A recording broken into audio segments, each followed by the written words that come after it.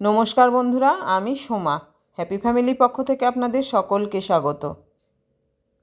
চলে এসেছি আজকে আমি আরও একটা নতুন ধরনের রেসিপি নিয়ে। আজ আমি আপনাদের সঙ্গে শেয়ার করব মটরশুঁটির বরফি বা হালুয়া। তো বন্ধুরা, ভিডিওটি দেখতে হলে অবশ্যই একটা লাইক দিয়ে ভিডিওটি ফুল ওয়াচ করবেন, এটাই আমার অনুরোধ। আপনার দেওয়া একটা লাইক আমার এই ভিডিওটি আরও 5 জনকে দেখতে সাহায্য করবে। এখানে আমি গ্যাস ওভেনে একটা পাত্রে জল বসিয়ে দিয়েছি, আর জলটা একটু গরম হলেই দিয়ে দিলাম এর মধ্যে আমার বাগান থেকে তুলে আনা তাজা মটরশুঁটি। আর এগুলো খুব কচি মটরশুঁটি।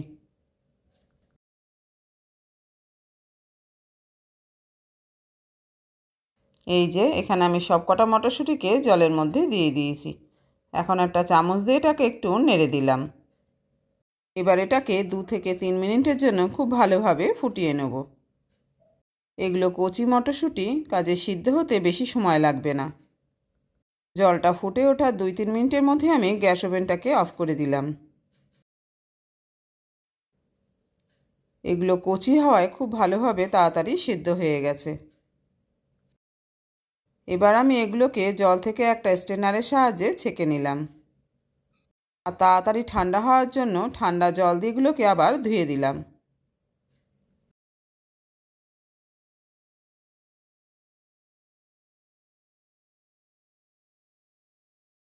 এখন মটরশুঁটিগুলো পুরোপুরি ঠান্ডা হয়ে গেছে। এটাকে এখন আমি একটা মিক্সি জারের মধ্যে ঢেলে নিলাম। এবার এর মধ্যে খুব সামান্য জল দিয়ে একটা পেস্ট তৈরি করে নেব।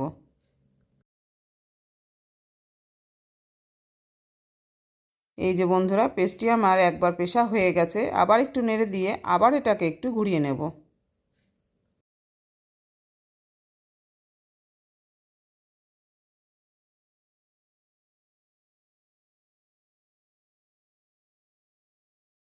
এই যে বন্ধুরা, পুরোপুরি পেস্টটি আমার এখন রেডি হয়ে গেছে। আর এটাকে খুব ভালোভাবে মিহি করে পিষে নিতে হবে। দেখুন বন্ধুরা, কতটা সুন্দর লাগছে এটা দেখতে। এদিকে গ্যাস ওভেনে আমি একটা কড়াই বসিয়ে দিয়েছি। আর কড়াইটা সামান্য গরম হলেই এর মধ্যে দিয়ে দেবো আমি ঘি। এটা হোমমেড ঘি আছে। এখানে আমি একটা বড় চামচ নিয়ে নিয়েছি। এই চামচের 1.5 চামচ ঘি আমি এখন কড়াইয়ের মধ্যে দিয়ে দিলাম।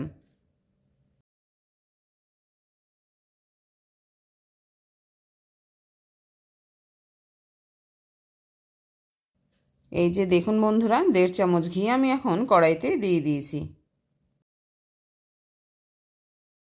ঘিটা এখন সম্পূর্ণভাবে গলে গেছে। এখন আমি এর মধ্যে দিয়ে দেবো সুজি।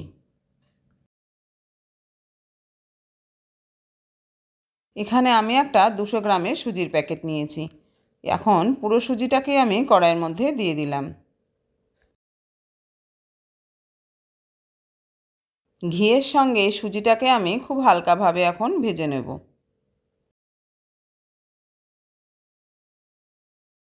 এই সুজিটাকে কিন্তু বন্ধুরা মিডিয়াম ফ্লেমে ভাজতে হবে, তা না হলে কিন্তু এটা পুড়ে যাওয়ার সম্ভাবনা আছে।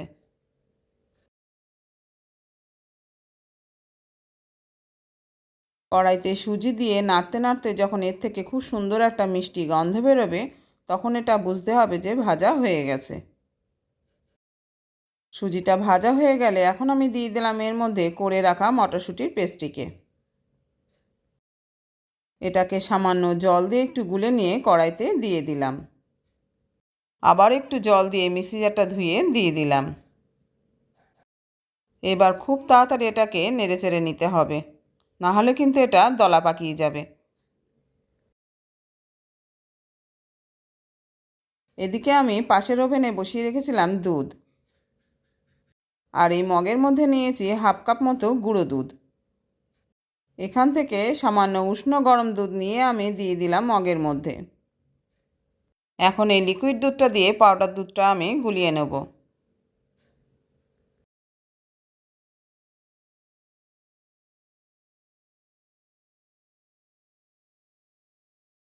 এদিকে কড়াইয়ের মধ্যে আমি উষ্ণ গরম করে রাখা লিকুইড দুধটাকে দিয়ে দিলাম।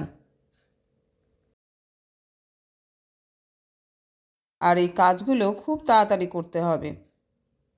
দুধটা দিয়ে খুব ভালো করে এগুলোকে মিশিয়ে নিলাম।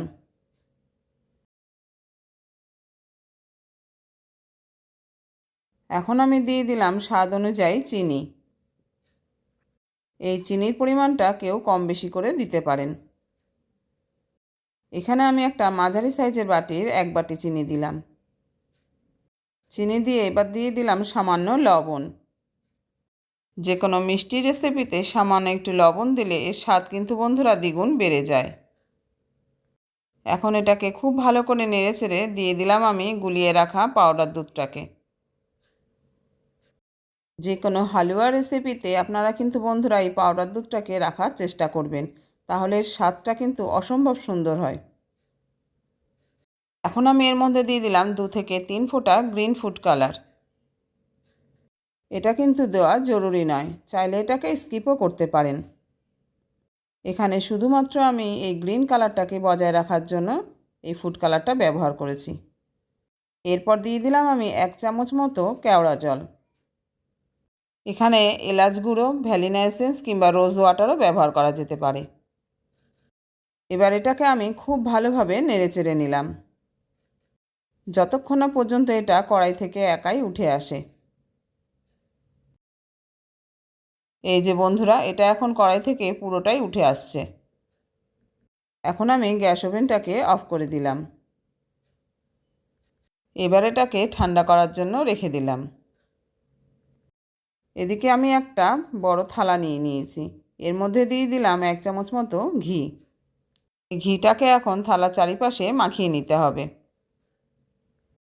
ঘিয়ের বদলে এখানে সাদা তেলও দেওয়া যেতে পারে, কিন্তু ঘিটা দিলে ফ্লেভারটা একটু অন্যরকম হবে।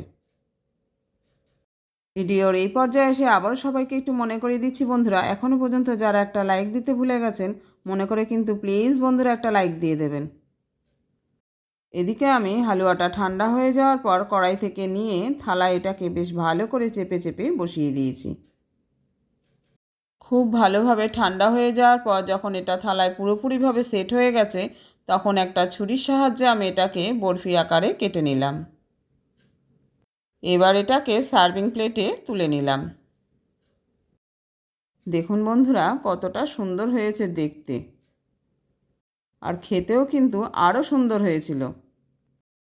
বন্ধুরা আপনারা সবাই কিন্তু একবার বাড়িতে এই শীত থাকতে থাকতে মটরশুঁটি দিয়ে একবার এইভাবে হালুয়া বানিয়ে খেয়ে দেখবেন।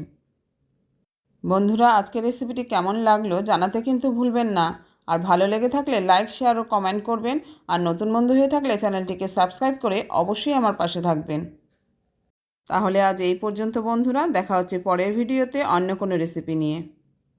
ভালো থাকবেন, সুস্থ থাকবেন, আর আমার সঙ্গে এতক্ষণ থাকার জন্য আপনাদের অসংখ্য ধন্যবাদ।